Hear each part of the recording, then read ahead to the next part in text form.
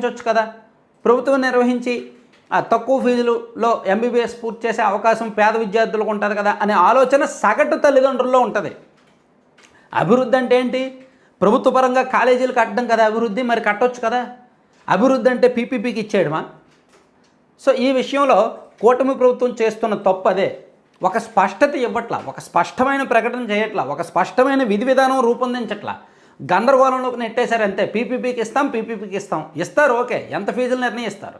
ఎవరు కంట్రోల్లో ఉంటాయి? రెగ్యులేటరీ ఎవరు? మానిటరింగ్ ఎవరు? నడిపించేది ఎవరు? పెత్తనం ఎవరిది? ఇదంతా కూడా చెప్పాల్సి ఉంది. ఎంతసేపు వైసీపీ వాళ్ళు చేస్తున్న ప్రచారానికి కౌంటర్లు ఇస్తున్నారే తప్ప నిజంగా రాష్ట్ర ప్రజలకు జరుగుతున్న నష్టాన్ని ఎంతవరకు భర్తీ చేస్తారో అనేది చెప్పట్లా. ఈ విషయంలో ప్రభుత్వానిదే తప్పు.